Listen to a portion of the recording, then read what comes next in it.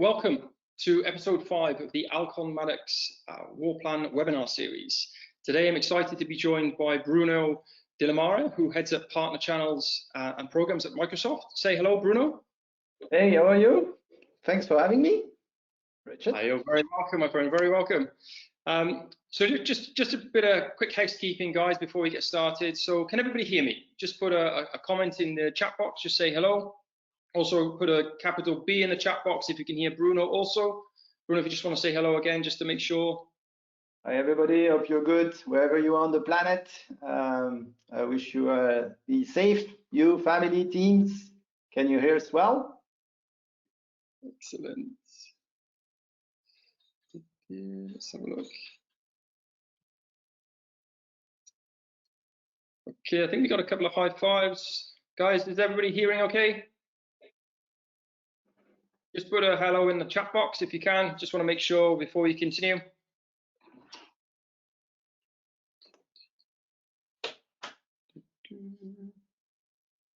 Yeah, okay, great. That's actually coming through in the question section. Perfect, there you go. Wonderful, thank you very much, guys. Okay, so second thing, just permission more than anything. Guys, I tend to talk a little bit fast sometimes, so if I do talk fast and you need me to restate something, please just again put a comment in the questions or chat box, and I'll quite happily do that for you. We're going to be doing things a little bit differently today, so rather than having questions throughout the session, we're going to be taking these at the end. So if you do have questions as we go through, please do add them to the chat box or the question section, and then what we'll look to do is chunk up those questions towards the end of the session and address them as if there are any common themes that are coming through. Okay. So look, for those of you who don't know me, as I said, my name is Richard Ritchie. I run a recruitment and executive search firm called Alcon Maddox, based here in the UAE. Our primary focus is sourcing senior sales and commercial leadership talent for the tech industry, so the IT channel industry specifically. Typical roles that we deal with are channel manager, partnerships manager, director of sales, commercial director, VP of sales, these kind of positions. And I've spent the last 25 years selling or building sales teams across the region as well. So that said, today's not about me, nor is it about recruitment. It's actually about you. And I'm speaking specifically now to business managers in the IT and services community. Now, over the past few weeks, of course, with my business, I've been speaking to a number of executives across the industry just to get a kind of better sense, if you like, of what are the top of mind challenges that you guys are facing as a result of COVID-19.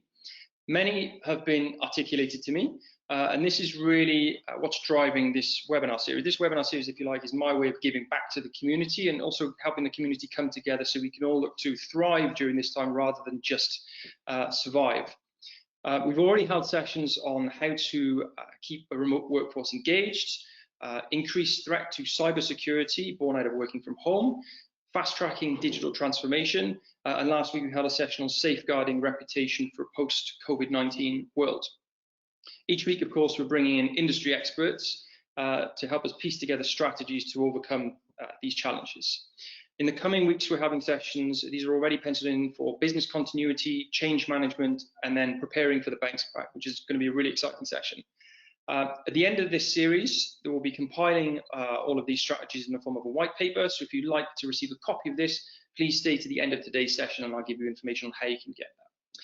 So the challenge we're going to be addressing today will be managing a partner ecosystem during a crisis. And there's really no better person to talk to us about this than Bruno. So Bruno, before we get stuck into the content here, why don't you just take a moment to introduce yourself, please? Just give us a little bit of a background of who Bruno is, and what are you all about? Okay, thank you, Richard. Thank you for having me again. I don't know if I'm the best one to cover that, but at least I'm honored to be with you today and to try to share what we are doing. And if I can give a few, I would say, example, I'm very excited actually. Thank you very much for having me. So my name is Bruno, as you said. A couple of people pronounce my name with an Italian accent, but I'm actually French. Almost 10 years in the region now. From Microsoft. Before that, I was leading a startup in Europe. And I joined Microsoft here. It's the second time for me at Microsoft. I was at Microsoft 13 years ago already. And today I manage the ecosystem for Microsoft. commercial partner organization, which is covering all our channel, any type of channel, could be transactional channel, could be advisor channel, GSI, SI, any type of organization that wants to do business with Microsoft, through Microsoft, advise, influence Microsoft technology. They're part of my shop. And also, it's not for today, but I've also had the pleasure to lead a sales organization that manage all the small, medium, and corporate customers for Middle East and Africa. So it is who I am. Great. So you have great exposure to just about everybody in the market. I think in the run-up to each of these sessions I held, I call a lot of people during the morning just to say, just to kind of check the relevance of the content that we're going to be delivering. And there were a number of people I came across today. Oh, I know Bruno. Tell him I said hi. He's like, you're a celebrity in the market, Bruno. Oh, I hope it's only. But even celebrities have challenges. So why don't you tell us, Bruno, what is your top of mind challenge at the moment, given what you're responsible for? Okay. So look, first of all, let's face this crisis, and I will say your top of mind evolve while the crisis progress. And I think, if you don't mind, I'll get back a few weeks back when really this COVID and lockdown hit us all across the region. And I cover from Turkey, Pakistan, full Middle East, and the Africa continent. So the crisis hit us also by wave in a way. Okay, lockdown happened in Turkey, after UAE, etc., etc.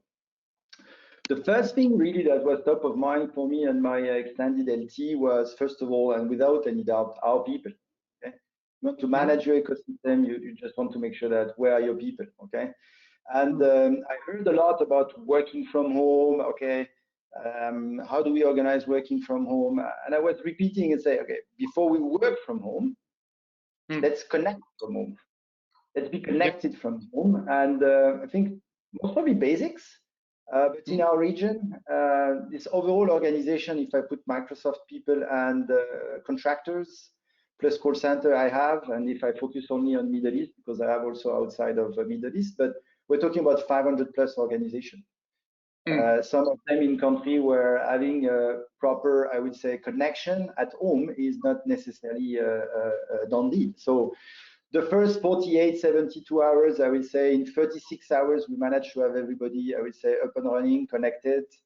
And again, I remember I very quickly had all hands. I did not wait long to put everybody on the call. Not to talk with our technology, we can ask questions. Where are you? Are you at home? Are you in the flat? Are you alone? Do you have a desk? Do you have an office? Where can you work? Where are you connected? And then just for me to understand the pulse of my people, where they are, how it's going to be. Even if at the beginning you say it's going to last 2 weeks, 3 weeks, but the reality it may last longer than expected. So that's the first thing, making sure that our people are decently connected and they are able to therefore work from home. So just to clarify, are you talking about employees within your organization, or are you talking about partners as well? Or? No, I'm talking now exclusively about our organization. Okay. Right. That was very important that before we jump, as I said, to the business, etc., that we organize, are we ready for the wave? Okay. Because I need that I owe my partners / my customers decent support, decent connections, decent interaction, okay, from pre-sales, post-sales, marketing, etc., etc. So no, talking about our people. And then second thing is, second top of mind, which I would say was also very, very fast in this crisis is everything around business continuity. Okay, so how do we engage with our partners? How we make sure that our partners can work as well? So we also helped various type of partners, making sure they have the tools needed. They were able to do that. Our customers through our partners. For those of you that were in the region, I think you have most probably been exposed to what we have done with education. For the people in Dubai, I think the lockdown was announced, I think something like a Thursday and a Sunday, everything had to be up and running. So we spent the whole weekend with our partners, making sure that we enabled all of those teachers and students and all of those schools in the region. So thankfully, the technology was ready. The cloud technology was here for that. So this business continuity and what business continuity means in the channel was very important. So yes, we have some of your channel that are less into business continuity, and guess what? We have to prioritize. So the urgency, managing the urgency of a crisis was important.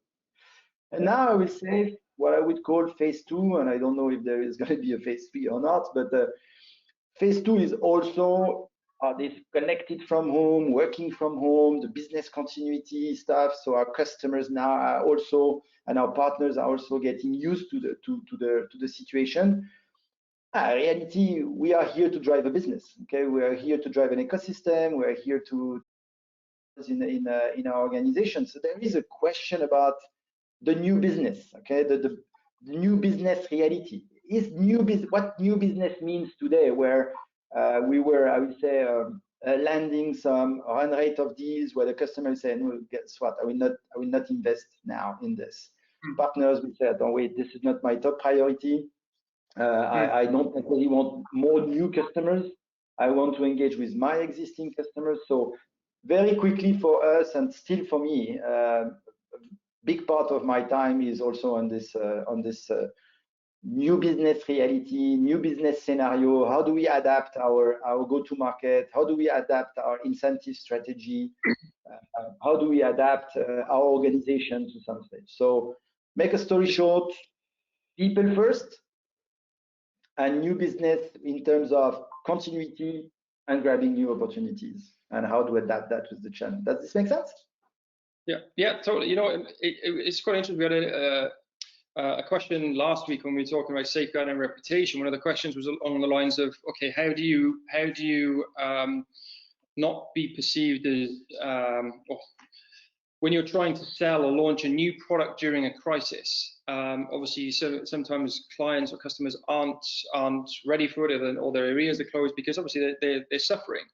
And what came out of that session is it doesn't matter what the situation is, as long as the product or the service that you're offering has to be relevant for the client. And relevant for the client has obviously changed over the last 3 months because we're in a very different environment. So I think just having an understanding of that, and then also I guess from a sales perspective, just getting, I think, you know, I hear a lot of times companies tell me that their sales division is quiet. You know, in my opinion, the sales division now should be perhaps busier than ever, not necessarily closing deals, but you should be closer to your customer now than ever before to understand, okay, how are their needs changing, and is my product or service still relevant to those needs? Because that may influence, you know, what's on your product roadmap, for example. Yeah. So it's a very important time. And this capability that Moby will get back to that later, but I can cover it now. This capability that we need to educate us, starting with me sometimes, to be on the listening side, okay? Be on the empathy side, okay? What's your problem? What are you facing? How can I help? And building your, we say, value proposition, differentiation. Let's be honest. It's very important, yes, to back to your point, to put ourselves and put our salespeople, and starting with us as leaders, to make sure that we have. So yeah, it's pretty clear in our mind, and how we need to change that. Yeah, definitely. Yeah. Okay, so how's the current reality affecting your role specifically then? So you obviously talked about you know, managing the people, dealing with business continuity. The phase 2 is I guess realizing that what stable looks like. But has your role as an individual changed dramatically over the last couple of months? Yes, my life changed dramatically. I was working from home, of course. That obviously comes with its own unique set of challenges. Yeah, it changed, but no, joke aside, yeah, of course I guess all the people in this call, including yourself, were used to travel. We were in the plane. There was a lot of planning of meeting face-to-face the people. So yeah, there's no doubt that we can't avoid this notion of work from home.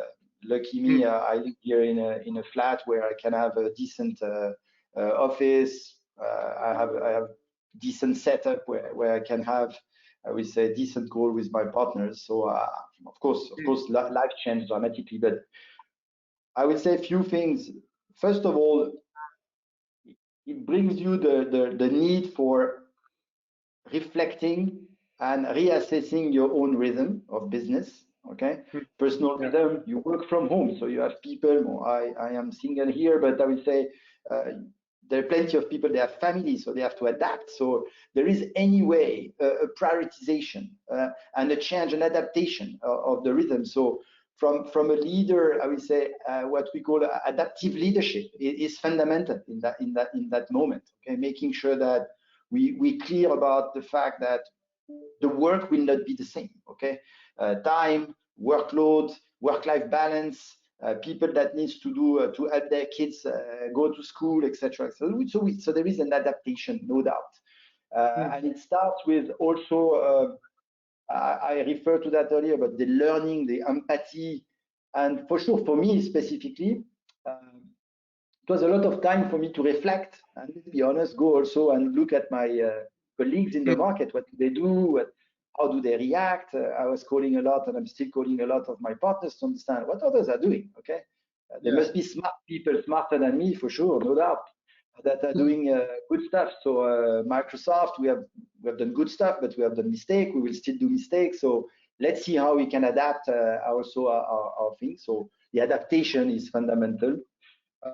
And then after, I would say, it gives me the opportunity, me as the leader of this organization, to enforce few changes. Okay, that the crisis, I will say, give me more, I will say, a reason to change. A lot of meetings I canceled.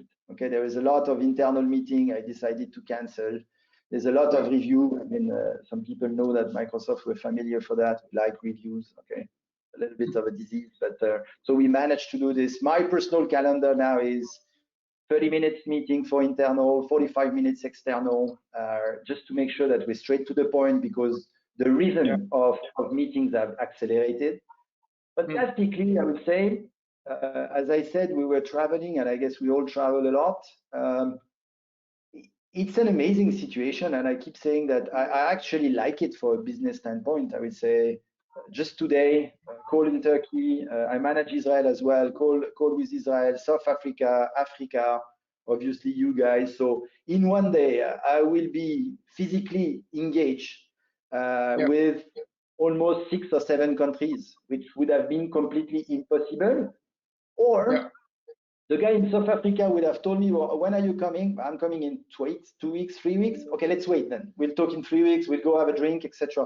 So it creates also, we made a lot of progress in our day-to-day interaction. I am daily connected with my business leader in South Africa, which let's face it, in the past that was not the case. I think it's a very good example where you mentioned, you know, especially when you manage a region, they would rather defer a conversation for 2 weeks when you're going to be there to see face to face, rather than just get it done now. And that attitude, if you like, can lead to delays, rollouts. There's so many different delays, but there's unnecessary delays. So I think that's a really interesting example. So, Richard, let's face it, we're missing the lunch, we're missing the shisha break, we're missing to have a face-to-face and sit outdoors. I'm lucky I have a good view here, but I think, of course, we are missing this.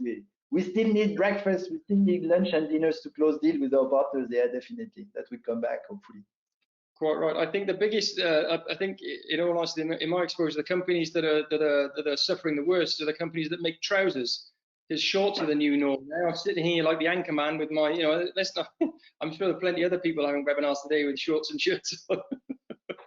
You did not ask me that question, so let's pass. You have another question? Don't worry.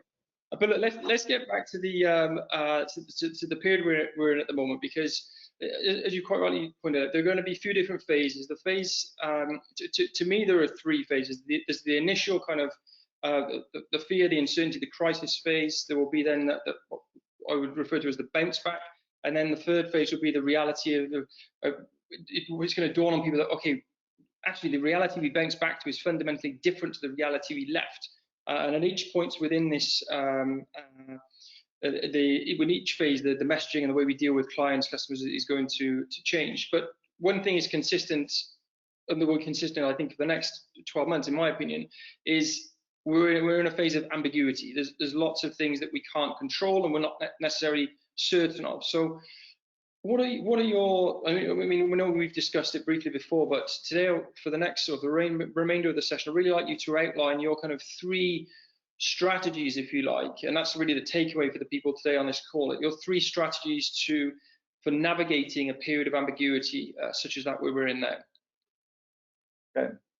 Well, again, not of course claiming that we have the solution. As you can imagine, everybody has his own feeling and his own way. Also, business are different. I will say everybody has his own, I will say, legacy to manage, etc., etc.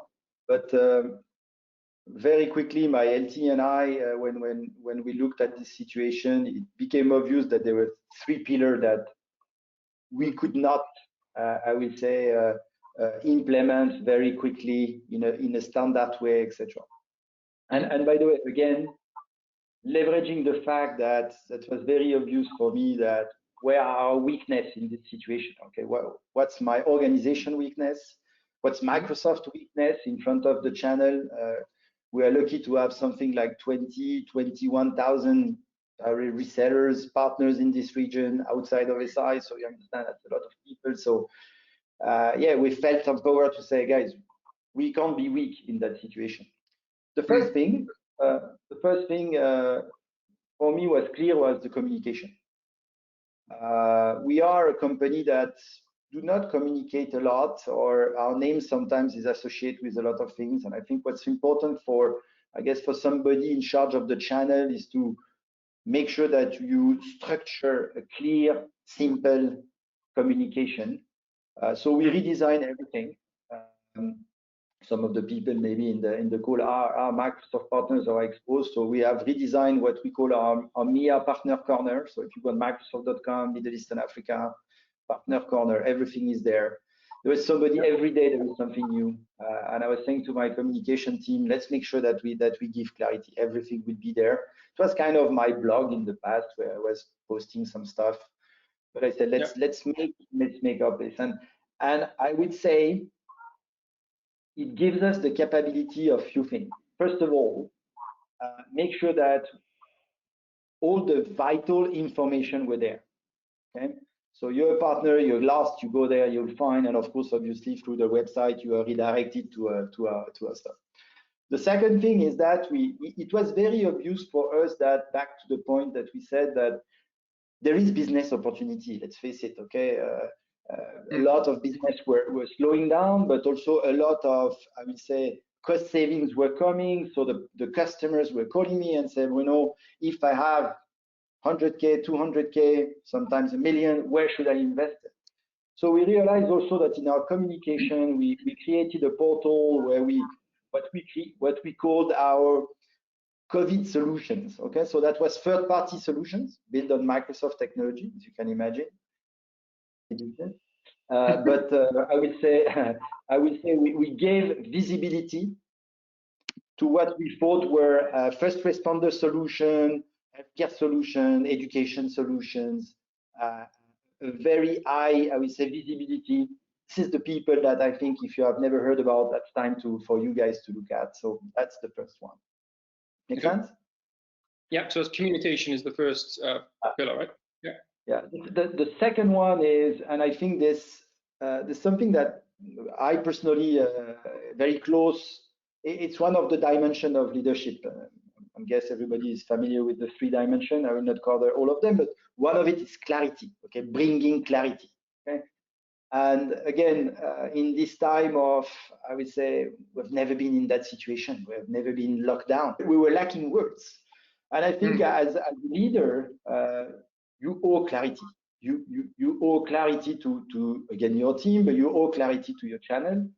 And I think that's really important for me as a leader. But I think generally speaking, that are we clear? And very quickly, again, back to what I was explaining on those solutions, we trim intentionally our prioritized solutions or prioritized scenario of usage to between 4 to 9. Okay, we started at 9 and we ended up at 4.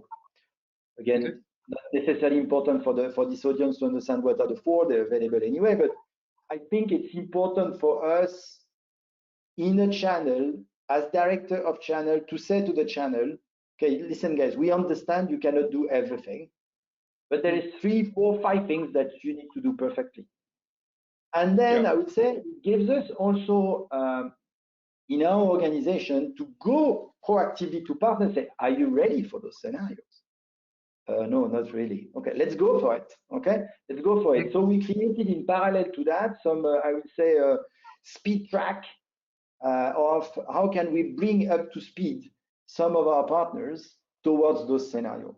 And that's really, I would say in the first week, we have multiplied by 5-6 our webinars. Something that was, I would say, not super well attended, ended up pretty packed. I would go back to that later, but yeah, pushing the ecosystem and our go-to-market towards clarity, sometimes simplicity, and for people like us, the portfolio of Microsoft is so vast, and to be honest, at some point of stage, it's too vast for a partner to digest. So, okay, guys, we heard you. This is the four stuff that we want to make you. And the first thing, and you will understand that that's what I call the 3 C's in my organization here is, let's be clear. Again, as I said, I think we quickly realize that will not be a 3-week story. Okay, we quickly realize that all of us are expats. I think vast majority, we're family in a lot of countries. We're closing down here. The UK was closing down. We see it happening in the US. I said, well, okay, guys, let's go and have some bread because we're going to be locked for a long time. So there's a conversion. There was a conversion of what we were doing now and what we should do before. So we had to realize that, hey, guys, there is business model conversion that needed to happen. And I would say, again, not panicking. I guess we are mature enough to take a step back. And I guess Microsoft, with the situation we have, where maybe more chance to be more, I don't say relaxed, but at least more time to step back. Yes, we sit with my LT, we say, what are we doing today? And specifically the face-to-face activity that we have to move to online, and what does it mean for us? Alors, of course, as you can imagine, all our face-to-face meeting moved to online pretty quickly. But you realize that, yeah, okay, but it's easy, boss. We're going to record somebody and we're going to stream it. Yeah, but that's not the way. We need to capture names. We need to capture questions. We need to follow up. So very quickly, we realized that we were potentially lacking tools. You know, you don't know, but Microsoft is pretty, I would say, let's say, precise on compliance. There are things we do, there are things we cannot do. So we had to also adapt our work to fit with our compliance, because there was no compromise on that. Second thing that was also to realize the fact that how do I support my partner? How do I support my partner in this time of online if still the partner needs to go and do, I would say, an on-site firewall change, Teams implementation, etc., etc. So yeah, definitely this converting our business model, converting, for example, the online channel for some of our distributors, DST, telco, for example, was top of mind for us. And last but not least, I think you mentioned in this conversion is that, yeah, we had to take steps and lead on. There are some products that we may let go, and we start to create trials, etc., etc. Use it for free, etc. So again, I will not go through this, but I think you heard a couple of stuff that you're able to do. So it was also interesting from a channel standpoint to educate the channel about, okay, this will come for free. This is where you can still leverage that, okay? You can still leverage your services on top of it and recreate the value proposition for the partners. So that's my famous, or our famous 3 C's: communicate, clarify, convert. That's basically what we implemented for the region. Excellent. Say again, sorry? The three C's. Trademark. Excellent. Well, look, thanks very much for that, Bruno. Just we're almost out of time, so let's just quickly turn to the audience to see if there's I think there's a few questions that have come in. Let me just have a quick read of these, Bruno, just to see if there's anything we can take. Guys, if there are any other insights as well, please just put an I in the chat box, and an insight would be quite useful to hear from you guys in that respect as well. Let me just have a look. Can you see these questions as well, Bruno? I can't see the question actually, so maybe I'm a bad user of this, but so please take. I trust you. Bear with me 1 second. I have 5-10 minutes more if it's needed. So. Okay, great. Okay, so the question is, do you believe, given that there's now a work from home model, do you believe that you have a competitive advantage of any form? As Microsoft? I think just to kind of expand on where I believe this question is going, I think what will be interesting as we emerge from this crisis, let's say, I don't believe there's going to be a massive rush back to the office. I think there will be a lot of people that have proven that they can deliver value whilst working from home. So there may not be the requirement there may not be certainly the desire, should we say, to go back to the office. So that would be the one side. And then the other is, you know, as commercial real estate just got cheap, her office is now going to be a lot smaller. So given what you're able to do with your tools, are you well set up for this, do you think? Well, let me. Okay, cool. Good question. But let me take it from a channel standpoint and from the audience standpoint. What does that mean for us? First of all, I think for us as leaders, it will open the door for more talents, availability of talents, and for your business actually, availability of talent across the world at different cost or price, whatever. Let's face it. Today, hiring in Dubai is expensive. Okay. Tomorrow, if I can have people based outside of countries and people that cannot necessarily relocate because of family, very likely that I prove after a couple of months, and that's my convert aspect, that, you know what, I can have somebody based in Africa doing business here. He will travel maybe once or twice, once per quarter. So availability of talent. And therefore, my competitive advantage, because I can go and recruit different people elsewhere. That's the first one. The second obvious one is that for all of us in IT, well, let's face it, and I did not look at who was there in the audience, but we're blessed. We're blessed in terms of value proposition. What can we bring to our customers? Time to market. Today, time to market is fundamental. We received call this morning. We need an answer tonight. So the business has accelerated. So yeah, definitely, all of us, part of it, need to have speed in mind. Speed with the partners, speed of execution, speed of communication, speed of change, speed of reacting that I did a mistake. Let me change that. Speed of acknowledging that I made a mistake. Yeah, it's okay, fine, no problem. Let's move. And that's, I would say, the two main points. I think that situation will bring us. I'm just seeing if there's another question we take here. Just bear with me a moment. There's somebody speaking about new skills. I finally saw questions. If you want, do you think at this unprecedented time called new business acumen? I can take this one if you want. Yeah, definitely, and I think I cover it. So I think yes.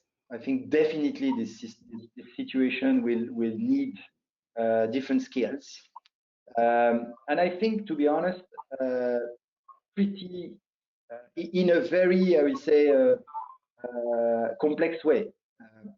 It is very important for all of us. And again, when we deal with channel, it's a three kind of deals. Okay, customer, partner, and the vendor. So every time we need to find two value proposition from the end customer and the value proposition from the partners. And ideally, those two value proposition fits for somebody to make business. So I will say, before we were very, and at least from a Microsoft standpoint, maybe the audience are not like this, but it was very a push organization. Okay, I push you an offer and you go and you take it. I think very likely the notion of, as I said sometime in the speech, of tell me what you need and then react, and react fast. So the empathy level and the notion of listening is, I think, a fundamental skills. The second thing is that because speed is important, size matters less. So the notion of how do I differentiate myself despite the brand? Okay, despite the fact that I am big, is, I personally think, very, very important. And coming from a startup, I am already biased with the answer, but I've gone from a startup of 20 people to one of the monster of IT, if not the biggest monster. So I would say the speed of our people, speed of reaction, speed of understanding is definitely an individual skill needed. Excellent. And then we'll just do one final question here. Excuse me. So how are the adoption from users? So so this is Damien Momia. So from my experience, training users doesn't often equal adoption to a new tool until the management or vision supports the change.